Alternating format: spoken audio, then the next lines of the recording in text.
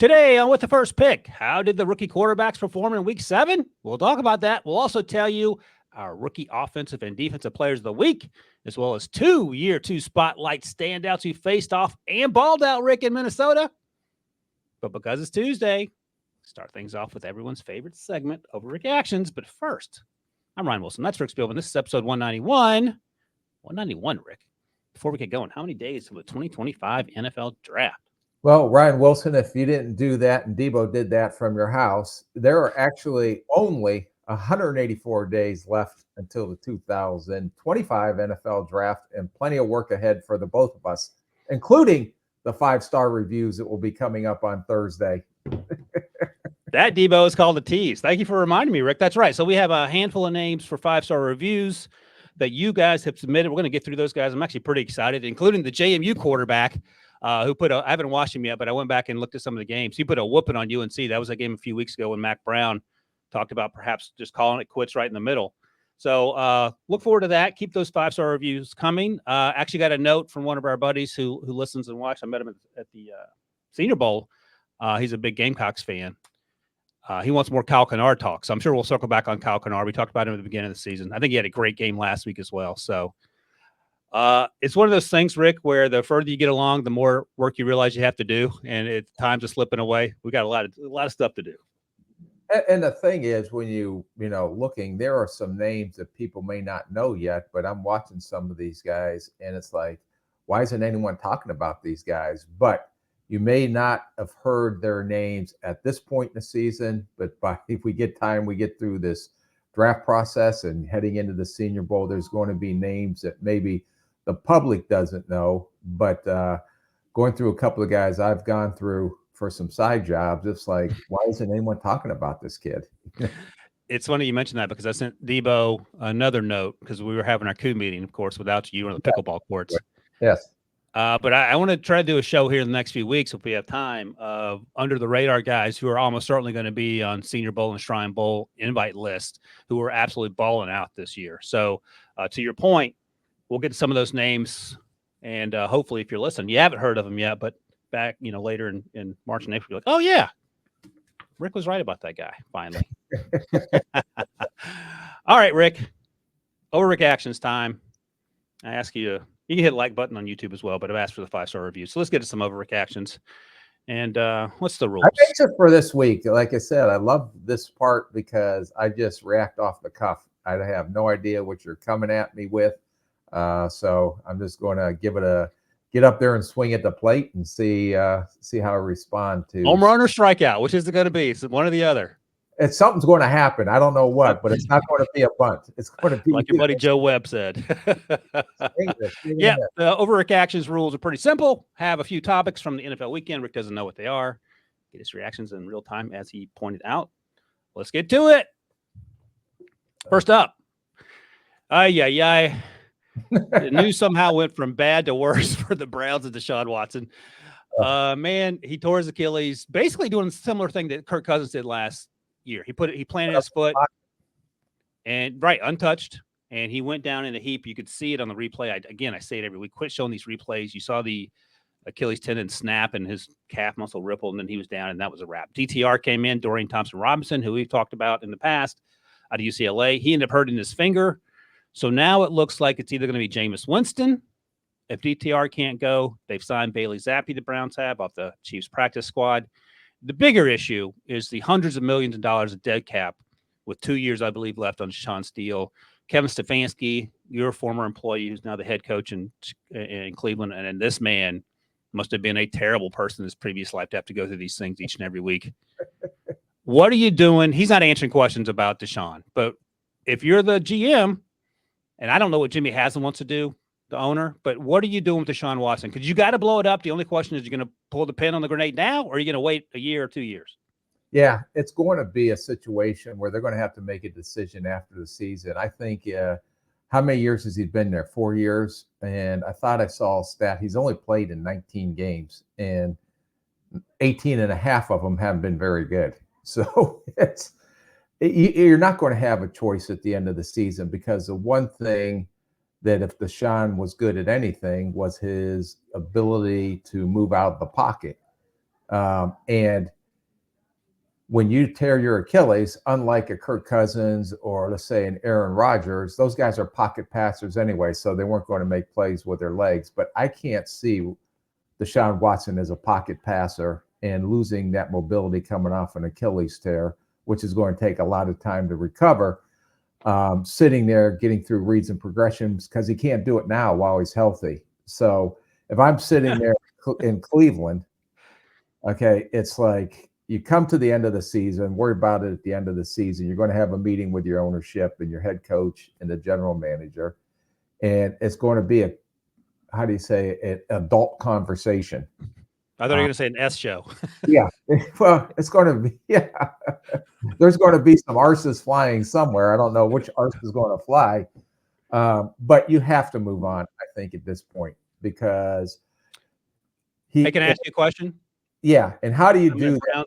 My life. Oh, go ahead. No, you go ahead. No, my lifelong Browns friend, went to college with him. He grew up in the Cleveland area. He's done quite well for himself. And the question he comes back with is, how do you fix this? So you blow it up and you have $12 left to pay for guys. How are you convincing people to come here? The fans are angry, but they've been angry for quite some time. How are you fixing this? If I'm Jimmy Haslam asking the GM, what's the turnaround time look like? Is it 1 year? Is it 10 years? What are we working with, Mr. Rick? Well, I don't think they have a quarterback on the roster. I just look at it similar to what Denver had to go through. And if you decide to move on from Deshaun and that guaranteed money, how much can you absorb this year? Does it have to be a post-June 1 cut? I don't think you're going to get squat for him in a trade if you actually put him out there. So if it's like you're spinning in mud, and you can't get out of your own way with Deshaun Watson. And unfortunately, the move they made was a huge power move, and everybody put them in a Super Bowl when they made this move. What was an overreaction. But were you angry about it as a GM at the time that it set the bar so high? What do you mean set the high? No, because everybody's a paper champion in the off season. No, but I mean the guaranteed money. Although you got in trouble for the guaranteed money you gave Kirk, but that was only $85 million. Yeah, and that was a short-term deal. That was a 3-year deal, and we didn't have to give away draft capital. He was a free agent, so there was it wasn't going to hurt us from a draft capital standpoint. But from a negotiating standpoint going forward, you didn't care about the $250 million guaranteed that Deshaun got in terms of affecting you later? Because of everything else that was coming with him and the off-field baggage that was coming with him. So not only had you deal with the draft capital, the compensation financially, and the guarantees, and the off-fields that was coming with him as well, the off-field issues that were coming with him as well. So this so far has turned out to be a total disaster. I don't know if you can resurrect this. So you better start figuring out a way, even if you have to take as much as you have to take hit now to figure out how you're going to move forward. And maybe it is drafting one of these young quarterbacks, because the way they're going right now, they're going to be drafted pretty high. But the problem is you're going to a situation where the offensive line is banged up. You don't have money to pay anyone. The morale's at all. Yeah, but again, so was Denver, right? Denver, they didn't have. They had some support, but who did they have at receiver besides Sutton? Yeah. So you're going through it, and they just dealt, Amari Cooper. And their defense is good. That's true. Their defense is good. So, hey, let me ask you one more thing before we move on. Any consideration? I think Mike Sando of The Athletic floated this last week. You remember, I'm sure you do, you were a GM at the time, when the Texans sent Brock Osweiler to the Browns solely for salary cap purposes and draft picks. Any consideration of sending Deshaun to a team like the Panthers, whoever has a ton of cap space, and you're going to have to send a first-round pick or whatever because they ain't going to do it for free? Any consideration to doing that? Yeah. And what is the best option we can get out of this, and how can we do it beneficially? There was some stuff floating out there before Denver ended up releasing Russell Wilson. They were trying to trade him and to give a draft pick along with Russell Wilson to get some of that cap and that dead money off their books, but it didn't come. No one would take it. So But if you're Carolina, for example, let's say, hey, we can take Deshaun because we can afford it, knowing that we're not going to play him or maybe try to resurrect him, but to get an extra first-round pick to go along with that, and you have an owner that can financially afford to maybe take on that contract. Now, how does it affect your cap is a whole nother situation. So, but that's an option there that you have to look at. And there were things that were going on in Denver last year where they were looking for that option to get out of the Russell Wilson trade. And look, the turnaround can be a lot smoother than it looks like when you're sitting here now. Look at the Houston Texans and C.J. Stroud. They got the coach right. They got the quarterback right. Although C.J. didn't have a great game last week. He didn't have but I guarantee the Browns would take C.J. right now over their current situation. Would take C.J. right. Carolina may take C.J. right. And even Denver's scrapping. Now, you can question whether the quarterback is a long-term answer or not, but they're coming together and they're finding ways to win. Is it pretty? Not necessarily. Good. If you can run the ball and still good defense and control the time of possession, even though you have a rookie quarterback or whatever situation is a quarterback, you can stay afloat. You're not going to win a Super Bowl, but you can stay afloat. And the other team that's a blueprint and maybe not a repeatable one, but one we've had 2 years in a row now, the Texans and C.J. Stroud, and now the Commanders and Jaden Daniels. And certainly you don't like to talk about it, but you had a hand in helping that team get to where they're getting. But let's talk about the importance, and we'll talk more about Jaden in a moment, briefly, because he didn't play very long. Because of the rib injury, we were all concerned about him taking hits in the open field. It seemed like a pretty innocuous tackle on the long run, but how important is it to have the right backup quarterback there? Because when Marcus Mariota came in, I said, oh boy, this game could be closer against the Panthers than perhaps it should be.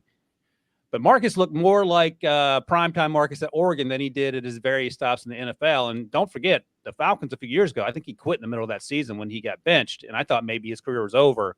But he couldn't say enough glowing things about the team, about Cliff Kingsbury, and he played out of his mind. So, again, how important is it to have a quarterback that can come in like a Marcus Mariota? More importantly than that, does he need to be a Jaden Daniels type? Does he need to be a QB1 prototype, or can it be anybody you can throw in there if it's Joe Flacco instead? Let's put on the brakes here a second, because you were probably saying the same thing about Andy Dalton when he came in and had that big bump. Probably. And then all of a sudden there's tape. And all of a sudden, Andy Dalton sure is not the answer down in Carolina either. He may be worse than. But we all knew that movie was going to end pretty quickly. Yeah. Well, it was great to see Marcus Mariota come in and do what he did. But now there's tape on him. Is he Jaden Daniels? No. Was it that backup quarterback bump that you don't know what to expect because he hasn't played in a long time and he came out, and you got to give him credit the way he threw the ball and performed. I also give a lot of credit to Cliff Kingsbury, too, for understanding what he does. But if Jaden Daniel missed any significant time or any time going forward, I don't know if it would be as smooth of sailing against a very porous Carolina defense. Now, if you're going up against the Minnesota defense or Chicago, defense, and the way Green Bay's defense is playing right now, you may see a totally different ball game. That's fine, but just to steady the course. You want to make it okay. It's a feel-good story. Yay. Let's move on. But don't put him in the backup Hall of Fame yet. Backup Hall of Fame. That's a new one. I'm just thinking if you go 500 while your guy's out, that's you're treading water. That's win. Exactly. All right, let's take a quick break. When we come back, I got a couple more questions for you, and we'll turn our attention to the quarterback situation in New York. I won't tell you which New York team, but we'll talk about that right after this. It's a team almost too good to be true. You guys ain't ready for us. Kick your game day off right as the Tops team tackles all the biggest headlines around the league. Who's got two thumbs and loves this next segment? Sunday mornings on CBS Sports Network. All right, Rick, as much as I would love to talk about why Aaron Rodgers is washed up and can't beat Russell Wilson and the Steelers, I'm instead going to talk about the other team that plays in New Jersey, the New York Football Giants. Our buddy Daniel Jones got benched in favor of Drew Lock. He came out there and looked like you or me trying to play quarterback at our age. So Brian Daboll says we're sticking with Drew Lock for now. They play the Steelers this week. They were uninspiring, to say the least, against Debo's Eagles. They lost that game 28-3. Saquon Barkley had a monster game, only making things worse. Yeah. Last time that happened, where you traded a Pro Bowl All-Star, whatever you want to put Saquon Barkley, Hall of Famer. Hall of Famer off this game. And as much as you listen to some of Saquon Barkley's comments before the game, oh, this is just another game. I just want to go out there and help my both BS. He wanted a point to prove and put an exclamation point on top of that, especially going back into New York to play. And last time I remember that happened, I think you remember a couple years ago, A.J. Brown, when they traded A.J. Brown to Philly, and A.J. Brown put a whooping on Tennessee. Yeah. To put an exclamation point on that. I think that ended up costing. I thought you were going to tell a story about it happening to you. Have you traded someone that came back and gave you the middle finger? No. Hopefully we didn't give away our key players. It was such a beating that Nick Sirianni came over at the end of the game as the game was winding down and asked Saquon Barkley if he wanted to go back in and get 13 more yards to break his all-time record. And he said, no, let the young guys play. Essentially, I'm beating these guys so bad. It got even worse. Bill Belichick was on Pat McAfee's show, I believe, or maybe he was talking to the Mannings on the Manning cast. Either way, he said they could have spent a couple more $1 million and kept Saquon. And then he just went on to lambast the offensive line woes. Everyone's hurt. No one's doing anything well. And you said back right before the season started, when we had, I said to you, what if Daniel Jones' agent came to you and said, hey, man, I watch Hard Knocks. Why are you guys looking to get Jaden Daniels? And your response was, you got to play better. So I'll ask you, Rick, has he played better? How much longer is he going to keep this job? Well, apparently not. If Dabo said that he was going to go with Drew Lock going forward, is that what I heard? No, he's going to start Daniel against the Steelers this week. Oh, okay. So I want to ask you, how long is this sustainable? Well, if it looked like the Philly game, it's not sustainable because now you're figuring out an exit plan, and I don't know. He's not the answer. If you would say at this point in the season, he's not the answer to their quarterback woes. And so I think at the end of the season, they definitely are going to look to move on. I don't know what the financial, but I don't think it's as big a hit after this season from his contract standpoint, but they have to find a quarterback. And Giants with the New York Giants, and right now Daniel Jones is definitely not that quarterback. No, he's not. All right, let's do one more real quick, and then we'll get out of here. Man, a ton of injuries this week again. It feels like this season has been way worse than previous seasons. Monday night, Mike Williams pulled a hammy that was already tender, and he struggled to get off the field. Mike at the end of the game, and what's that? Mike Evans. Mike Evans. Who did I say? Williams. Mike. Right. That's his feelings were hurt when Aaron Rodgers was yelling at him. But Mike Evans, thank you for the Buccaneers. And then with 40 seconds to go in the game in hand, the starter's still out there, and fans are irate that Chris Godwin dislocated his ankle. He's probably done for the year. I think his contract's up at the end of the year. He was having a fantastic start to the season. And in the span of 60 minutes, it feels like the Buccaneers' chances of not only winning the division, but being a legit team in the NFC have gone up in smoke. So if you're GM and you see the 40-second thing happen to Chris Godwin at the end of the game, are you angry? Because Todd Bowles said, look, man, these guys want to play. These are professionals. This ain't Little League, essentially. And then what's plan B? Because we've got a couple weeks till the trade deadline, and I can give you some names of guys that are available if you're looking. I think they'll look for receivers, but you're going to comb practice squads too. But like I said, how many offensive players have come in on the trade deadline and before the trade deadline and had a major impact? It's not like baseball or, to me, even basketball, because you have to come in, you got to learn a system, you got to learn the chemistry with the quarterback. So they can look at that, but rarely does a trade work out, especially on the offensive side, that gives them the boost over the hump. So you're hoping some of these young guys step up. You're going to comb the practice squads. You may look to add a veteran. I think, like Valdez-Scantling just got added somewhere. I saw. Yeah, he went to the Saints. Let me give you some names that are out there. Yeah. Mike Williams, the aforementioned Mike Williams. He's not going to come in and solve any problems. He's struggling in New York right now. Deontay Johnson is another name that's been floated around. He was unhappy in Pittsburgh, unhappy now in Carolina. I don't know if he's going to magically be happy somewhere else. I don't know if those are guys you're willing to give a 4th-round pick for, probably. You probably seen if you did something like that, you're just swapping picks at the at the end of the draft if they're willing to move on from them. So are you at all upset if you're in the working suite? Are you having a conversation with the coach or playing? I'm upset that he got hurt. I'm not upset that he was playing. How do you predict that? I wish I would have known that. Hey, get him out late in the game because he's going to blow out his ankle. No one knows that. These guys go out there and play. They get the professionals as part of the game. What if it was, and I understand it was a blowout by that time. The game was pretty much out of hand, but you don't just pull a guy just to pull a guy, and maybe, like I said, you only have so many guys up. I don't know how many receivers they had left after Mike Williams was up and how many they had active for the game. But, Godwin is a good football player. He wants to play. He's a competitor. It's not like in college where you have 90 guys on the sideline to throw in some redshirt freshman kids to get some experience if you get blown out. You only have X amount of players to play in that game. Now, if you take out Godwin, then, what kind of offense can you run if you only have two other receivers up? So that's a thing. But I'm not upset that they were playing him, but I'd be like just gut punched that we lost him because he was maybe having his best year in his career the way he was playing. And they moved him in the slot, and he's been dynamic in the slot. I know you don't like hypotheticals or to dwell on the past, but have you ever had buyer's remorse?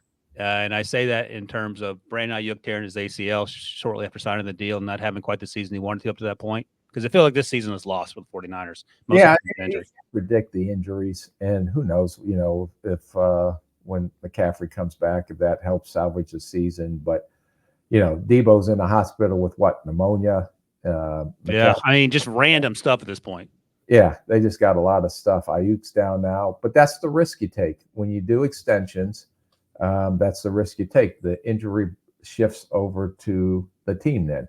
Now, I don't know what the guarantees are, if they're skill and injury, if they're just for injury, what they are. But Ayuk wasn't playing well, and I don't care how good you are. It really helps, especially at the skill position, if you're out there in training camp and practicing. So, pretty much Jamar Chase, even though he was in a contract dispute, he was out there practicing, I believe, through most of training camp. And I didn't play in any preseason games, but I know he was out there practicing. And then, then he left practice and came back, but at least he was out there. Where Ayuk was sitting there on the sideline with his thumb up his rear end, not doing anything. So, again, if you had a crystal ball and knew, you would say, yeah, well, but how does anyone know? No, they don't know. I think the truth is seeping through Debo. Rick's seething quietly that Ayuk wasn't taking part in training camp, and here we are, nothing to show for it. Just roll the ball out and play. Roll the ball out there and play. It feels like the 49ers are in the middle of a game of Oregon Trail. Remember that game where it's a game that we played. It was played in the 80s, where you try to get out west and everyone ends up dying of dysentery and random things. We got pneumonia going on. It's a wild scene. All right. I thought you were talking about Battleship. You sunk my ship.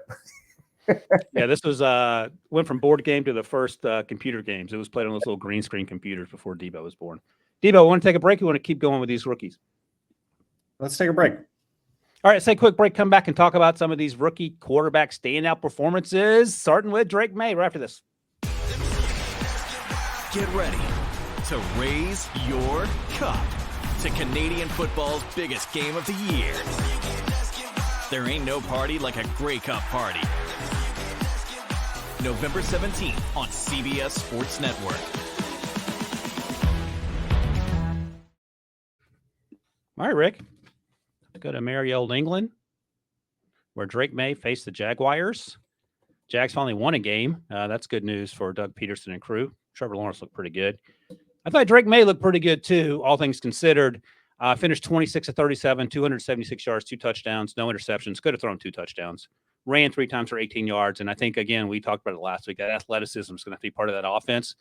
I was looking at the offensive line stats, individual stats, first and second year players, and Sidney So and the undrafted rookie free agent tackle, whose name escapes me now, were at the top of the list of giving up the most pressures last week. And that explains a lot. But I thought Drew was pretty good all told. The first few dropbacks, it felt like the spacing on the routes was all like people were running in the same areas. That didn't make any sense. But he made some good throws. He made some anticipation throws. He made a great throw to Hunter Henry in the middle of the field when the linebacker had his head turned. Those are the type of throws you want to see. The touchdown at the end was a good throw, a little anticipation. Again, I mentioned he could have thrown a couple touchdowns. He missed a couple reads, whatever. I think it's a step in the right direction and progress from last week. Yeah, I thought he looked more comfortable in the pocket. I thought he got through his progressions. I thought it was a great throw when he kept his composure, knew when he was going to get his block knocked off, and I think he hit the running back outside. He also had a couple. This receiver class or their group of receivers, I think they had more drops than catches. And it's not him. It's the receivers. I mean, Polk, before, he left the game, I believe, with a concussion. I think he had 2 or 3 drops, at least I charted watching this game. So the receivers aren't helping them. The offensive line, I believe they lost another starter this game as well. So that's a mess. They can't run the ball very effectively. But I give a lot of credit to Drake Maye I thought he took a step forward, even though all the issues that are around him, but his composure in the pocket and his ability to look more comfortable getting through his reads, and he's not taking 16 hitches up into the pocket. He's getting the ball out, and his receivers got to help him some too. I mean, it's ridiculous to watch NFL receivers drop as many passes as they do. I agree. It was a good watch, and I'm glad he's hanging in there and playing well and staying healthy. And you and I both were concerned about putting him out there, but now that he's out there, as long as he can stay healthy, you hope he can grow, and that seems to be the case. Caleb Williams had a bye this week. He'll be back in action next week. What's that? Pop. You didn't ask. I thought you were having a stroke or something. I know what happened. All right, I'm glad you're okay. Yeah, pop for Drake Maye, certainly. The offensive line, wide receivers, less so, but they got to get better there. Oh, I should have mentioned this in Over Reactions, but I'll ask you this year here. If you had did you usually go to the coaching press conferences after the game or no? Yes. So if you're sitting there in that press conference, you hear Gerard Mayo call his team soft, what face are you not trying to make as people are looking at you? I'm way in the back, so they can't see me anyway. Okay. All right. Because I understand what he's trying to do. Is it the most helpful thing to do? I guess that's what I'm asking. Well, that's the way he's got to know how he motivates his team. I mean, I'm not in charge of that. So, but you never sit there. If you're sitting there and people are looking at you, you never change your expression for the good or the bad. And I'm sure that was talked about before he went into that press conference too. Oh, you think he told somebody, he said, I'm going to call this team soft? A lot of times before the coaches go out in these press conferences, at least in my experience, I always sat in there with a coach after the game, which can be a miserable experience. Oh, I didn't know that. Okay. Is in there too, kind of giving them the stats and kind of giving them, what questions could be coming his way. And sometimes coaches react emotionally before, they think for what they say. But if he called his team soft, I don't know what the Monday meeting or whenever they got back and had their next team meeting, what the messaging was. But coaches, a lot of times in those press conferences after the game, if they don't take a breath, and like I said, I've sat through many, 20 years of pre-prep, getting the coach prepped before he has to go out after a game into those press conferences. And sometimes he can say one thing, but all of a sudden the emotions come out up on the podium. And, if he called his team soft, that, does the team respect that because at least he's being honest? Or, how do you handle that on the next team meeting? Because everybody in that locker room is going to read what the coach says in the post-game press conference. I didn't know you had to sit in on the I did a lot of meetings. Yeah. Rick, what was the most miserable post-game session you had with a coach? And was it the Eagles' loss? It was the overtime loss in New Orleans when we were in field goal range to go to the Super Bowl. And 2009, the Bounty Gate game. And then there's been a lot. Like if you get your arse kicked I can't tell you. And I've been with a lot of head coaches after games, and they all react differently. Some positively, some negatively. But those games that have the most meaning and you lose by a heartbreaking way, those are the ones that are probably the most difficult. Thanks for bringing the vibe up, Debo. I mean, I think people would want to know. I want to know what Brad Childress was like in that 2009 situation. I didn't even ask about 2017. You know what happened in that, to be honest with you? I wasn't in the locker room, but New Orleans has a really poor visiting locker room. So if you're in that NFC Championship game, I guess they were setting up the little stage in the locker room and, yada, yada, yada, get ready to.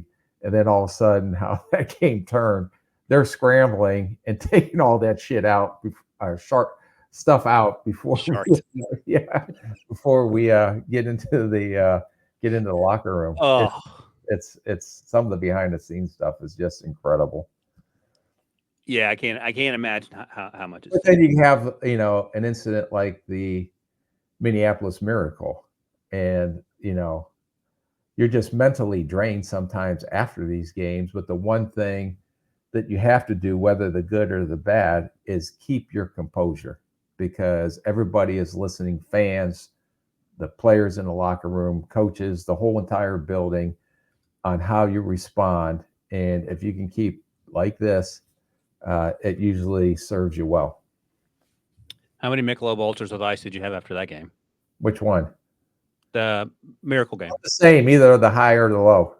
2. That's my limit on ice. All right. Remember that, Debo. Keep even keeled in your corporate meetings when things get heated. Yeah. They'll serve you well. And you have your hard shoes. Hard shoes on. Desk. Yeah. Let me ask you this, Rick. Have you ever danced in the locker room after a big win? No. You never have? No, I've been excited and hugs and all that other stuff. And yeah. When they start bumping the music, you don't start shaking your booty? No. All right. I don't believe it. All I always used to say, act like you've been there. If anyone has video of Rick dancing in the locker room after the game, please send it to Debo, and we will certainly get it on the show. All right, next up. If only videos of Rick dancing existed on the internet. All right, can we just move on in life? Debo's been saving up on these, Rick. Oh, that's a good one, Debo. All right. As I mentioned, Caleb was on his bye. They'll play next week. At Washington, we'll see if Jaden's healthy or not. By the way, let's talk about Jaden real quick now. He was 2 for 2 before he came out, 2 little swing passes, ran for 50 yards. One was, I think, a 46-yard variety that got things going, and that's when he hurt his ribs early in the game, stayed in for a little while longer, then came out, gave way to Marcus Mariota. Dan Quinn, the head coach, said, I think he said week to week with the rib injury. More tests are going to be run after the game. I haven't seen what those results were, but they are playing the Bears this week, and that would be a fantastic matchup between number 1 and number 2 overall pick. But any takeaway from Jaden's time on the field? I don't think the hit wasn't him being reckless, just unlucky. No, it's hard to judge. I mean, it looked like he was getting ready to have a big game again. So, but 2 passes, and I wish I was a better evaluator than that. Unfortunately, I'm not. But if you want to put a hypothetical on it, I think you would have had a really big game. Yeah, he was trending in that direction. I mean, the quarterback keeper around the right side for 46 yards is a pretty good start. Yes. They went on to trounce the Panthers either way. I'll give him a pop just because I'm a huge Jaden fan, bigger Jaden fan than Rick. A lot better evaluator than I am. I'm keeping. You know what happened, Rick? We were at the LSU Pro Day first. You loved Jaden until we got to Chapel Hill. Yeah, I love both of them. You did like both of them. All right, next up. Speaking of guys who got to play limited snaps, Michael Penix Jr. went 1 for 1. Threw a ball down the left side. Yeah, and a hitch route. Great. Move on. Hitch route turned into 14 yards. Way to go, Casey Washington. So he got a completion. That was nice. And then I'm going to be honest. I watched that sorry excuse of a game on Thursday night between Nix and Spencer Rattler. I had my Spencer Rattler t-shirt on, and it did not go as planned. I'm glad you enjoyed me. Has that become a work in the yard shirt yet? It's set $20 on fire, Rick. Look, man, I don't know if there's a lot to take away from this. Nix's footwork needs a ton of work. I think he drifts in the pocket. He does the same things we've talked about. Is he getting better? Let's start there. Is Bo Nix getting better? I think he's taking a step back. Okay. I just can't find the glimmer of, not hope. He's not terrible, but I don't see the progress I've seen from other quarterbacks in this class. No, and the one thing is he's drifting in the pocket. He's seeing ghosts in the pocket. When he doesn't, he can step up and throw. The biggest thing, and Sean Payton talked about it, why he loved Bo Nix so much is because of his accuracy. Well, I don't see the accuracy right now, especially when he can't set his feet. So I didn't think he showed up this game, and I thought he had struggled, especially with his accuracy when he gets outside the pocket, like trying to create second chance throws or off schedule throws, just not the guy that we saw in Oregon. Now, if you're going to throw the bubble screens all day, that's great. Or the RPOs, throwing slants and stuff like that. He ran for 75 yards too, so that's a big part of his game as well. Yeah, but the thing is, he's got to settle down, and he has to do a better job with his footwork in the pocket, and he has to throw with better accuracy, and he hasn't thrown with accuracy, especially in this game. He missed too many receivers, too many guys are adjusting the off-target throws. I didn't think it was a good game for him at all. And I think he's, the rain game, if you want to make an excuse for that, but that was horrid in the first half that we talked about a couple of weeks ago when they played the Jets and they won 10-9 or whatever that game was. But I think that he has steadily declined over these last couple of weeks when we thought he was trending in the upward direction. Yeah, we'll see. I mean, the miss to the left, I don't want to harp on it. It was one of the worst misses I can recall where he split the two wide open receivers. It's like he was throwing it in the bucket between two guys. He nailed it. It was literally 10 yards between both players. I don't think you could do that again if you tried. And Spencer Rattler running for his life. Everyone on that team is injured. He made a ton of mistakes. I don't have a lot to say about it. He's going to start again, it sounds like, if Derek Carr can't go, according to head coach Dennis Allen. So anything you want to see from Spencer going forward or that gave you glimmers of hope this game? Yeah, he throws pretty good on boots outside the pocket. They picked up on that one.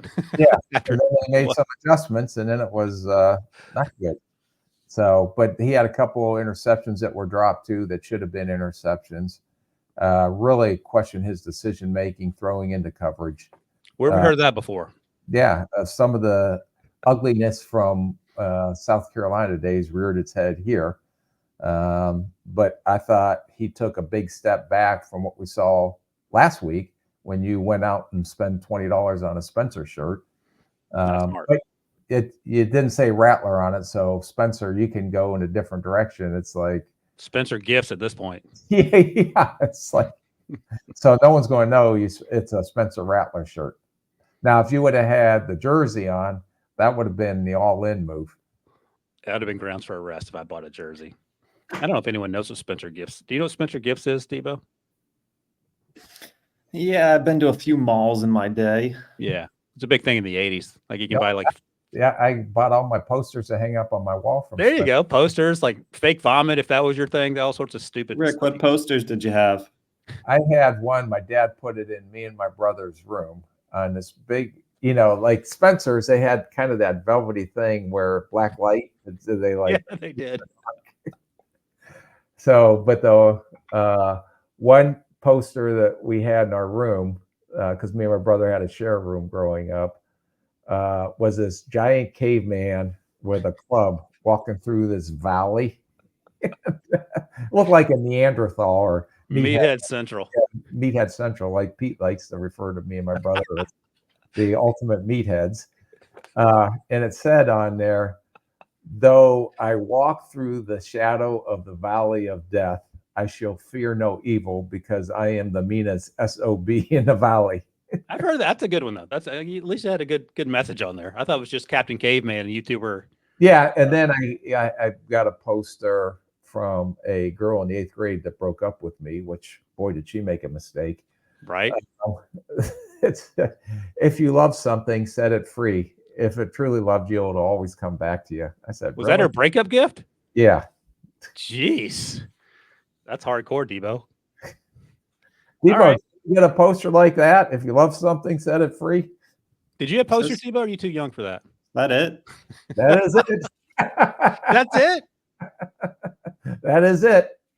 Look at Devo, man. That's fantastic. All right. If you're listening to this, please go to YouTube at around the 39-minute mark just to see the poster that Rick had. Yeah. Oh, my heart warms when I see this poster. So Devo, text that to Rick and he can send it to Chris so they can reminisce. Ask Chris, say, Chris, do you remember this? What do you remember? Rick, can I tell you a poster I had? Well, do I want to know? I think you'll be proud of me. Okay. Signed Chuck Bednarik, knocking out Frank Gifford, 1960. Wow, you had that? I'm a historian. You didn't get that at Spencer's Gift, though. No, they did not have that available. Frank Gifford, former quarterback for the Giants, I believe. Do you play for the Giants, Steve? Is that what the picture is? Yeah. Nice. That's old. I thought Rick might be a little bit more impressed with that. Nope.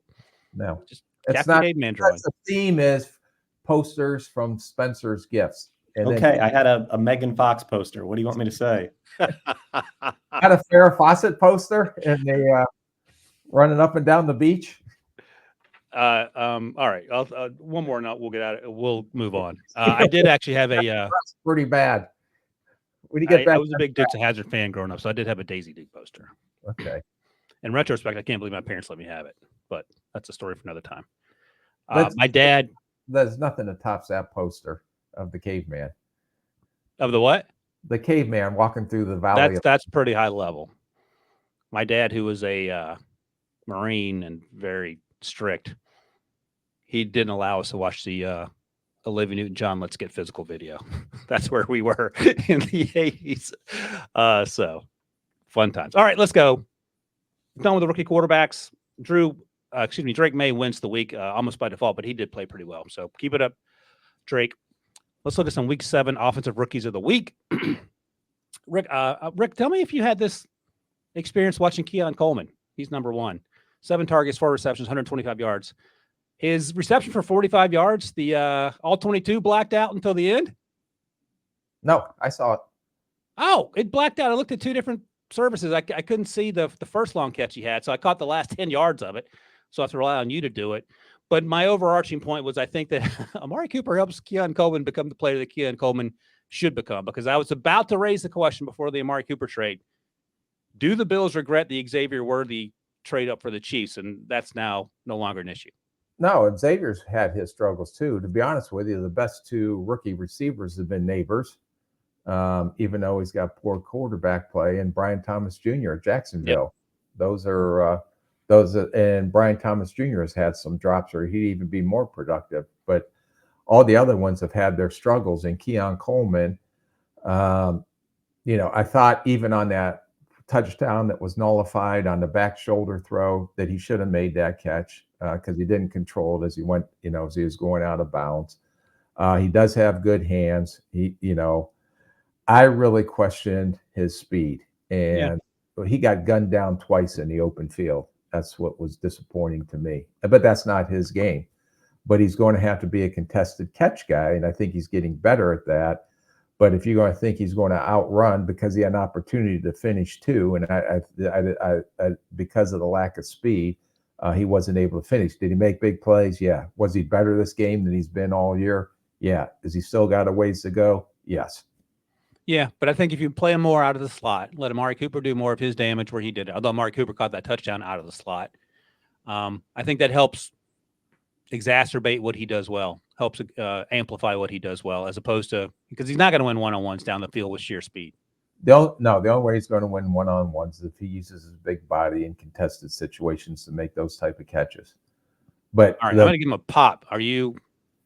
Yeah, because by default, because he hasn't had much of an impact till this week. So yes, I'm going to give him a pop. All right, let's go to San Francisco, where the 49ers had a lot of things go wrong, but one of the things that's gone right this year is right guard Dominic Puny, who we talked about last year and played left tackle and left guard last year. We saw him at the Senior Bowl, and I liked him. I was just wondering how that scheme and where they played really wide in their in terms of how they line up, how that would work transferring from college to the pros. So far, so good. And I should note, Rick, I think in a few weeks we're going to have to find time to do our individual all rookie teams, because I think Dominic Puny's got a really good case about being on it. He anchors well. He plays with awareness. He looks like a vet. Like, he doesn't look confused. Sometimes when we see stunts coming at you or games coming at you, these young offensive linemen can get confused and miss a block, and the quarterback ends up getting destroyed. Saw none of that with Dominic Puny. He's an animal as a run blocker, and people have been talking about him in recent weeks. I was happy to finally have a chance to get to watch him play. I thought he had a really good game in the loss to the Chiefs. I'm going to give him a drop. Wow. So, look, let me say they double-teamed a lot of the Chris Jones stuff, but I thought in the one-on-one blocks that he had, he more than held his own in pass protection. So do you tell me? Because I went back and watched the Seattle game, and he was much better in the Seattle game than he was in this game. And really? That's okay. That's good, I guess. Go ahead. Because I thought in this game his pad level was high. A few times in the goal line and short yardage situations, he got knocked back into the backfield. He has to get his pad level lower. And I thought in the Seattle game, I know Seattle had some guys injured up front, I believe, but he was much more dominant. Is he an all rookie guard? I'm not questioning that. But if you're asking me my opinion, and I'm basing it off of what I've seen in Seattle to what I've seen against Kansas City, that he wasn't as good. That's why I dropped it. But he's a really good rookie young offensive guard because he was savvy. Everything you said, I agree with, except his pad level needs to get lower. And a few times when Kansas City came off the ball, they knocked him back into the backfield. All right, I'm going to read you some names. You tell me, because he was a third-round pick, bottom of the third round. And the players in the interior offensive line that went before him, you tell me if you're taking Dominic Puny or this young man. First guy off was Jordan Morgan, went first round to the Packers. Yeah, I can't. It's hard for me to say because I haven't watched all those guys. So you're trying to. I'm not going to come on and say that. Yeah, I'm taking Morgan because I haven't done that. So that's unfair for me. Fair enough. I'll give you credit for at least being honest. Yeah, he probably gets drafted higher. Is where I was going with that. If you want to have a segment on offensive line and where they were drafted and how you would redraft them, we could do that. But, as CJ Stroud told me, give a brother a chance to breathe. Give me an opportunity to do some research, and I'll give you an opportunity. I don't have one. Give a brother a chance to warm up. All right. I'll just mention some of the names that went ahead of him. Jordan Morgan, Graham Barton, who's playing obviously for the Buccaneers. Jackson Powers Johnson starting now because of injury in Vegas. Zach Frazier, my guy in Pittsburgh, was out last game and a half because of injury, but he's been starting playing well. And Brandon Coleman, we didn't know if he was going to play guard or tackle. He's playing tackle. He was banged up, so he had to come out. I think he had a concussion last week. So Cornelius, what's Cornelius' last name? Lucas came in. But there's a pretty solid list. And Christian Haynes is also another name in front of Dominic Puny, who was drafted by the Seahawks. I almost put him on the list because he had a good game last week as well. So a lot of good guards. We'll leave it at that, and then we'll do Rick's segment later. All right, let's go Week 7 Defensive Rookies of the Week. And another young man from the 49ers draft class I'd heard a lot about and just seen clips. So I was interested to go back and watch him. I did not like Malik Mustafa coming out of Wake Forest. I thought he was a closer to the line of scrimmage safety because he took a lot of bad angles. He got turned around a lot in coverage at Wake Forest in the games that I watched. And this guy, I knew he would run through you, and he continues to run through you. The funniest thing, and I'm sure you saw this, Rick, is that the one time he didn't run through someone was when Patrick Mahomes ran through him at the goal line, which was, if you look at their body types, it's like, me with my shirt off going against James Harrison with his shirt off. But I thought Malik Mustafa, who played a ton of free safety in this game, I thought he was very good. He was good in his drops in terms of dropping in as a safety and coverage, and coming downhill, it's lights out. I thought he consistently took good angles. He's a wrap-up tackler. I was very pleasantly surprised, and I was wrong about my evaluation of him coming out of Wake. There's no question about his toughness and his ability to come downhill and strike people because he is very aggressive. Now, besides getting trucked by Mahomes for the most part, he was trucking people himself.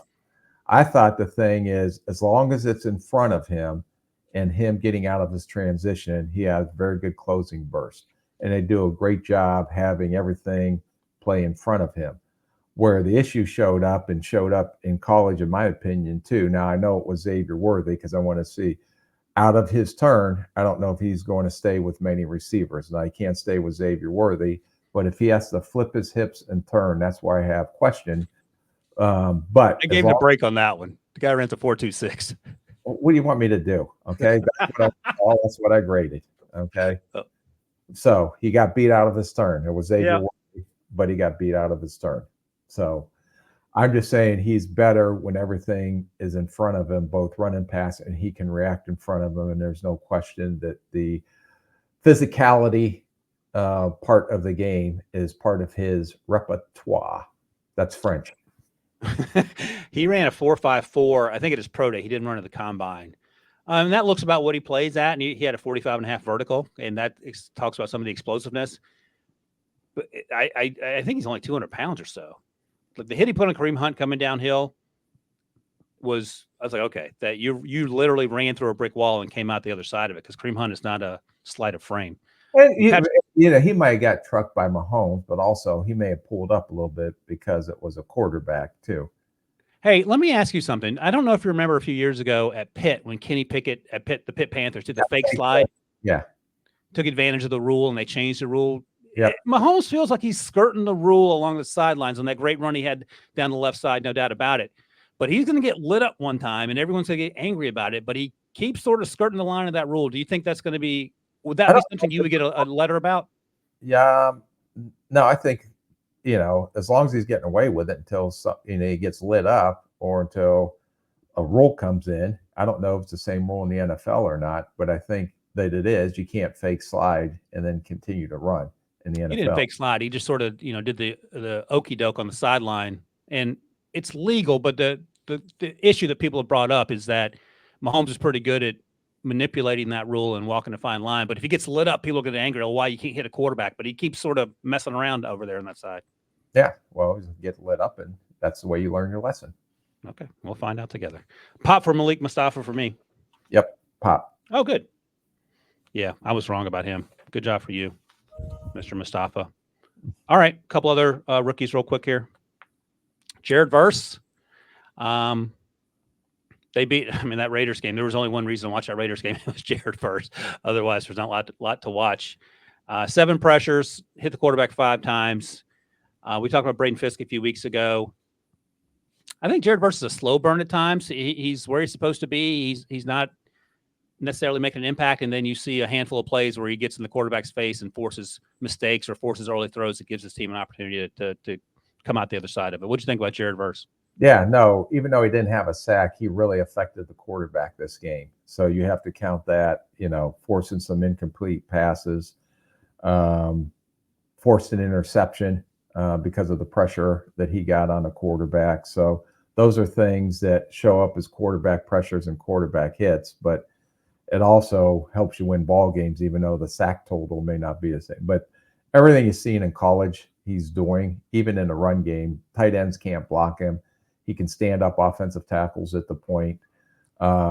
He reminds me of the way Everson Griffin played, where he was just off the ball and just so explosive into the blocks. And I think the more he plays, he's going to learn a little counter right at the quarterback level as he's walking the offensive tackle back into the quarterback's lap.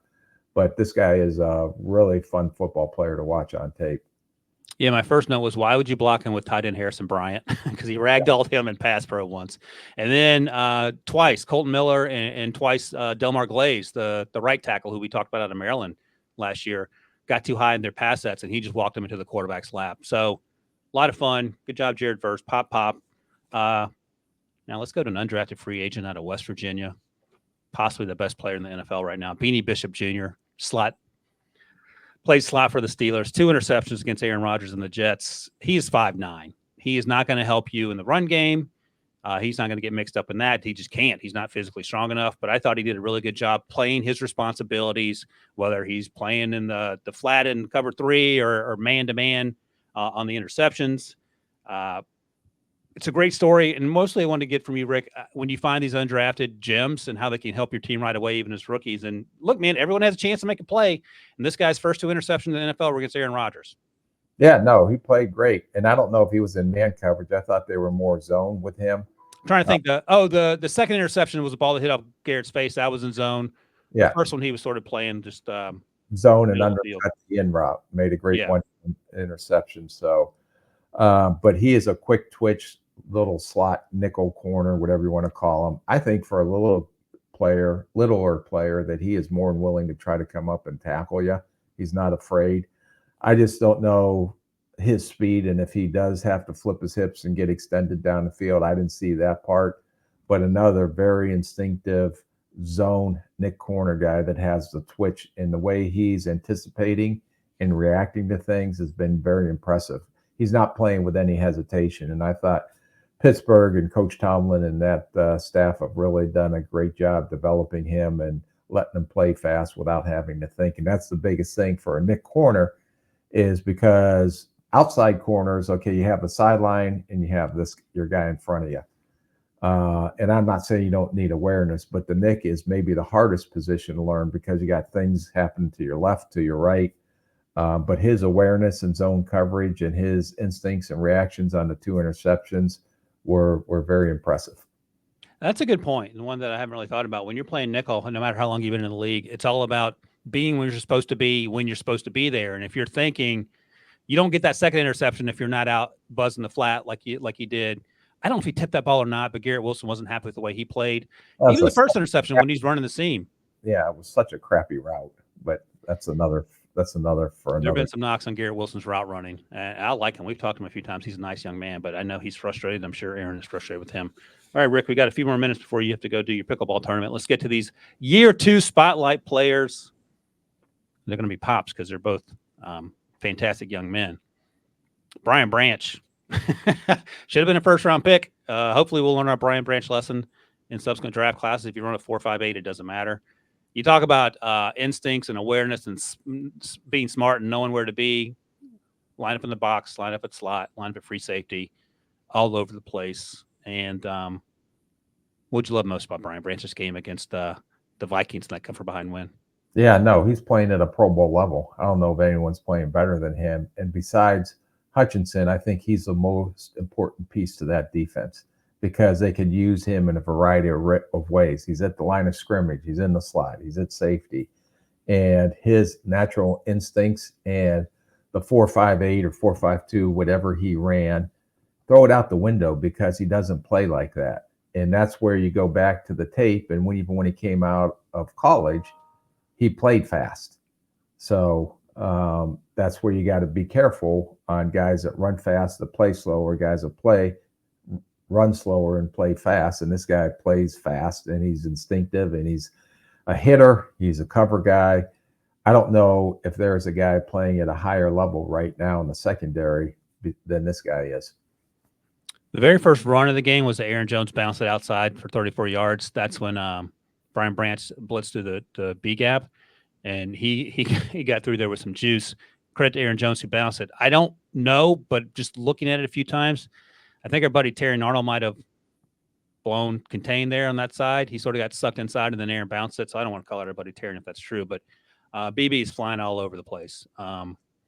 Even the fumble on Jalen Naylor, instinctive, picked it up, touchdown, would have changed the game. It didn't matter at the end, but pop. Let's go to the other side of the ball. And Ivan Pace, the undrafted rookie out of 2 years ago, second-year player now, undrafted originally out of Cincinnati. And you didn't love him as much as I did coming out. You can own that. But you know who in the organization found out about Ivan Pace through us? Who? Pete Bursich.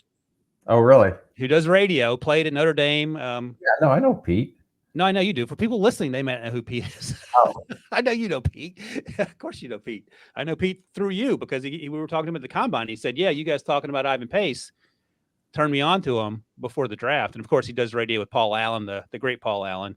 But Ivan Pace, we talked about it. He's not going to take on blocks like he's Ray Lewis, but he is active, and they run him all over the place. And that B-flow defense has him blitzing through every gap. He's standing up in the A gap.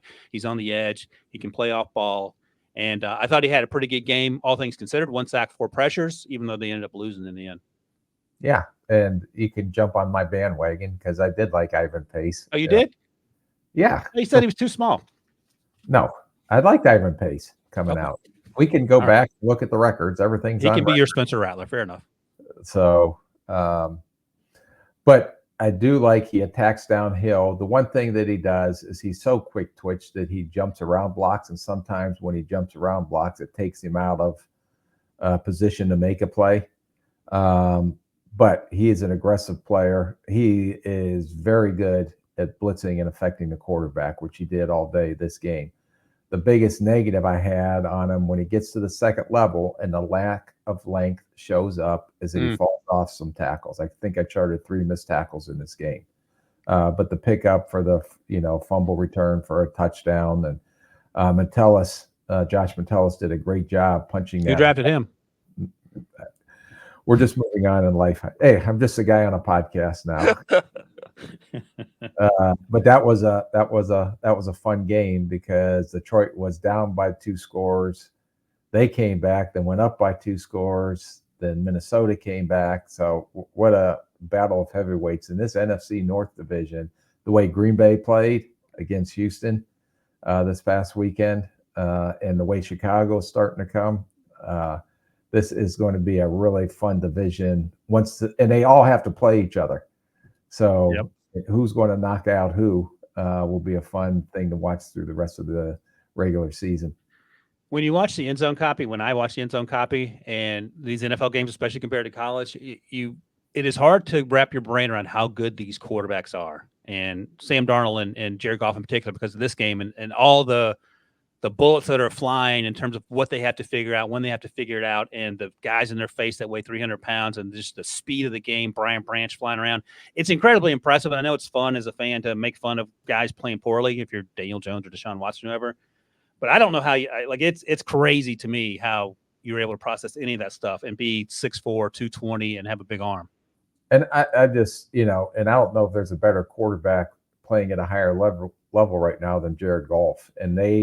And give credit to Ben Johnson because it was the first time someone seemed to have the answers to what Brian Flores was doing on the defensive side of the ball. And how about Jahmyr Gibbs? Is that guy fast or what? But I will say this, and I've said this before on a podcast, is that I remember just going to whether it was an SEC game or some of these top flight collegiate programs. And when I would go on Saturdays or Friday nights and meet the team wherever we were playing on the road or come back and watch our team play, the speed of the game is night and day. I'm watching SEC, who has the best prospects out of anyone in the country and probably the best athletes out of anyone in the country overall from a conference standpoint.